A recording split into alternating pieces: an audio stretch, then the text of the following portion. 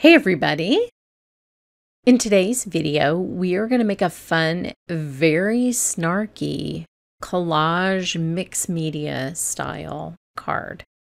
I love this style for my art journal, and I thought I would just apply it to a fun little snarky card that has a nod towards my home state of Texas. So I'm starting with some Hero Arts Neon Liquid Watercolor, which I love, dropping it directly onto watercolor paper and then kind of smooshing it around with an acrylic block. You can sort of change the shape of the block depending on what you do. I'm going to add a little bit of yellow up here at the top. And when I press the block down, you can see it kind of retains that square shape. So I'll show you a way to sort of soften that out and make it more organic, but I love the little splats that I got at the bottom. You can also kind of tap a wet block around to get different textures. Once you're done, it's a very fun way to create a beautiful background, and this neon is just so bright and 80s and fun. So now I have this beautiful prickly pear image. Oh my gosh, I love this. I love prickly pear. They're prickly, but they're just misunderstood.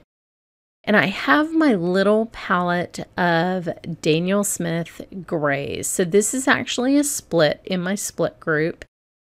And I wanted to use this because I wanted to show you just how different grays can be. There are warm grays, there are cool grays. There are granulating grays, there are smooth grays. I like this JZ for what I'm doing today. Jane's gray is a beautiful gray. But anyway, I love this little palette too. It's my little whiskey painter palette, and it's tiny, it's perfect for the grays, but it also has this little flask built in that I'm pretty sure somebody put whiskey in, and that's why it's named that. But you're supposed to put your watercolor water in there. It also has this center channel where you could put more pigments. I just reserved this for my gray split, so that's all I have. But you can do whatever you want because we're probably still free Americans. Hard to say. Hard to say what with the aliens and drones invading us. We don't even know what's going on. It's okay, I'm Gen X. I'm fine with whatever happens. So I'm going to do wet on wet watercolor, which means I'm going to put down some water first and then drop this beautiful JZ cool gray into it. And I'm going to do this one little cactus pad at a time. This ensures that every single pad looks different, but also that they don't bleed into each other. Watercolor will follow the water. So you'll want to paint your wet on wet watercolor next to a dry section.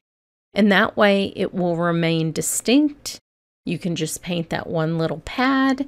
It'll be unique, and you can just sort of move around the stamp image as your paper dries. So it's my favorite way to paint botanicals if I'm doing wet on wet, and to really kind of show off what watercolor does. Watercolor loves to follow the water. The way that the pigment follows the water determines the texture and pattern that you'll have in your finished painting. And it's just so easy and fun. And it's never turns out the same way twice, that's fun too. Kind of a surprise. So I am using the same color gray all over the cactus, as I said, just leaving dry spaces in between as I paint pads. But you will notice that I'm putting more pigment on some pads and less on other pads. So the pigment to water ratio is going to be different pad to pad. That's what's going to make it resemble the final shape. The prickly pear image that this stamp designer designed, but it will be in a no-line coloring format. I try to leave at least a little bit of white space in each one, even on these darker ones, like the one that I'm painting right now, because that gives it a dimensionality and a little bit more realism. The reason that I chose gray for this particular image is I wanted to start with those really hot neon colors, and I wanted something cool to contrast with those like fiery yellows and oranges and pinks that I had in the background. And I think that contrast is always the key to a good card design. But I will be painting the little prickly pear blossoms, which are so beautiful. Prickly pear season is coming up. I will be painting those with the neon watercolor, so there will be a little pop of pink and purple on this when I'm finished.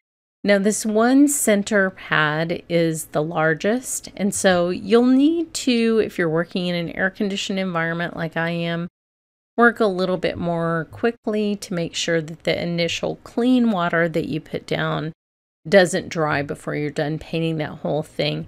And if you do that, you'll get the very soft difference between the color and the white space that I've left that you see on that bigger pad. So now I'm taking the neon pink and neon purple, and I am painting the little flowers that appear on the end of every prickly pear before the pear forms and during pear formation. So if you are from Texas or you have prickly pears where you live, you know what I'm talking about. The pear forms and there's a little flower on the end. They can be yellow, they can be this beautiful magenta. So I am painting the pink. The pears themselves are a gorgeous magenta, sort of like a dragon fruit color. They're really, really pretty. They're also delicious, as are the pads of the cactuses themselves, which we Texans eat deep fried. We eat them in salads. That's my favorite way to have them. I love nothing more than a little pickled nopalito salad. So good.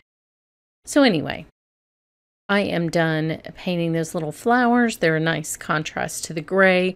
And now I'm taking the stamp that actually matches the prickly pear and puts a little bit of detailing onto the flowers, but I'm just using it freeform as a mark making stamp. So I love this set because it has those possibilities.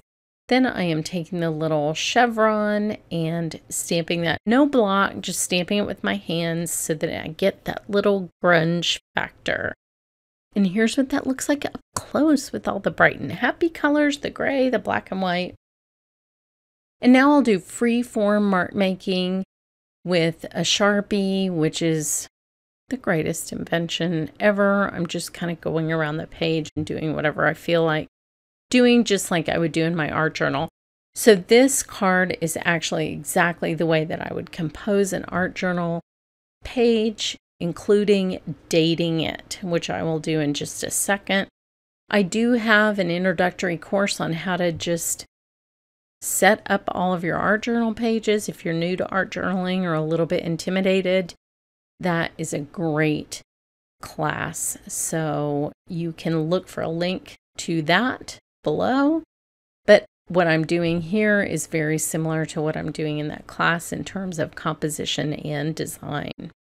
So now I'm putting this snarky little sentiment set on the bottom, which is so perfect for a cactus image.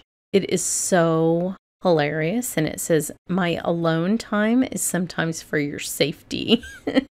I'm straightening it up with my Misty ruler, just lining that up with the bottom of the card and pushing that little sentiment strip so that it's in a straight line. This is a trick I learned a little while ago, and I love it because I can't glue anything on straight.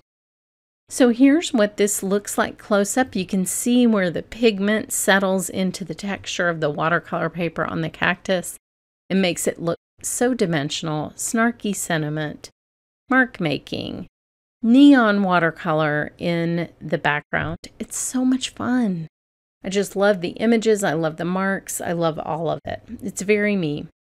So now I'm going to do what I do to finish every art journal page, and I'm going to date it. So I have spun the dates around so they are correct, and I'm stamping it with the date that I created this card. So whenever you're watching it, you will know this is the day that I made this. So I hope you enjoyed this. I hope you try a collage style card. It's one of my favorite styles. And thanks so much for watching.